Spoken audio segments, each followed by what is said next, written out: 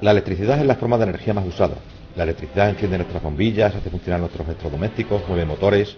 La energía eléctrica se transforma en energía calorífica, energía luminosa, energía mecánica y otras formas de energía para ser útil. Tú no puedes ver la electricidad, pero puedes ver qué hace, por ejemplo, cuando enciendes una bombilla. La materia está formada por átomos. No puedes verlos porque son muy pequeños, pero puedes imaginarte cómo son. Los átomos están formados por protones, neutrones y electrones. Los protones tienen carga eléctrica positiva, los electrones carga eléctrica negativa, y los neutrones, en cambio, carecen de carga. Los protones y los neutrones forman el núcleo o centro del átomo. Los electrones giran alrededor del núcleo como si fuesen planetas alrededor del Sol.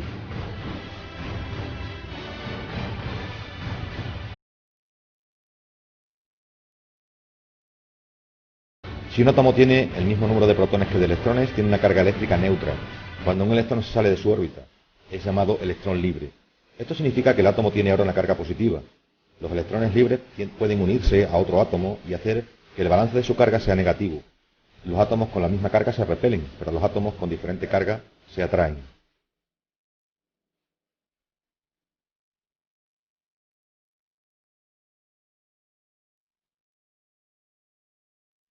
Los electrones libres pueden ser atraídos por átomos donde falta un electrón.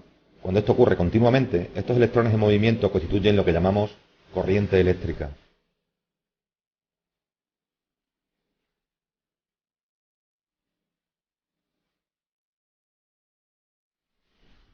Un circuito eléctrico es el recorrido por el cual circulan los electrones.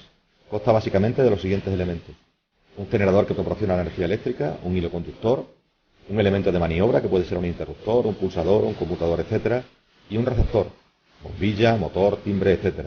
Se denomina corriente eléctrica a la circulación de forma continua de los electrones por un circuito.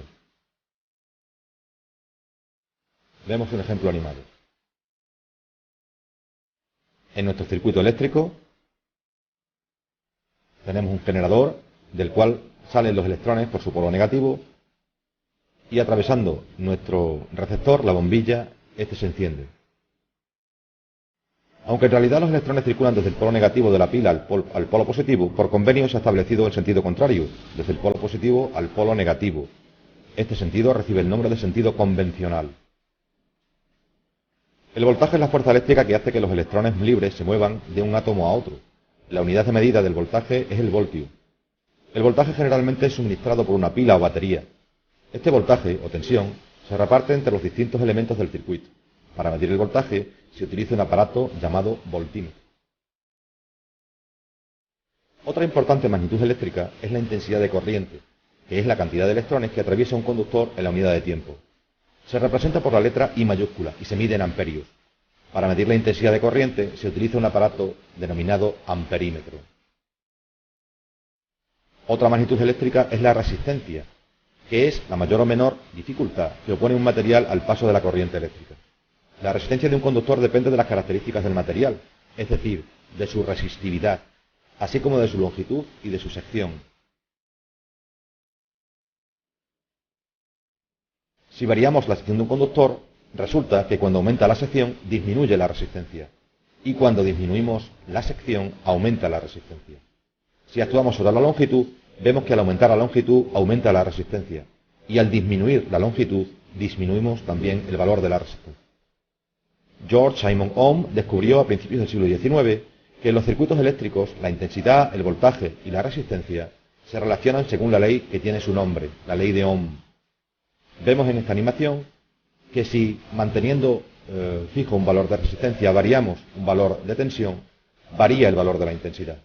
Y de igual modo, si variamos el valor de la resistencia manteniendo fijo el valor de la tensión, varía también el valor de la intensidad. Ley de Ohm.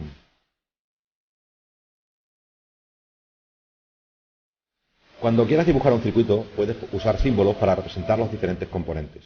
Cada componente tiene su propio símbolo. Usando estos símbolos, puedes dibujar tus circuitos eléctricos. Aquí aparecen los símbolos de algunos componentes que debes conocer y usar. Los circuitos en serie son aquellos que disponen de dos o más operadores conectados seguidos en el mismo cable. Todos los elementos conectados en serie son atravesados por la misma corriente eléctrica.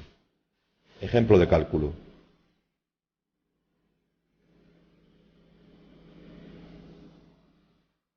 Los circuitos en paralelo son aquellos que tienen dos o más elementos conectados en distintos cables. En un circuito paralelo, la corriente dispone de varios caminos alternativos para pasar del polo negativo al polo positivo. Ahora vemos un ejemplo de cálculo. Los circuitos mixtos son aquellos que contienen elementos conectados tanto en paralelo como en serie. Para la resolución de este tipo de circuitos tendrás que emplear conocimientos que tenemos y hemos adquirido sobre circuitos serie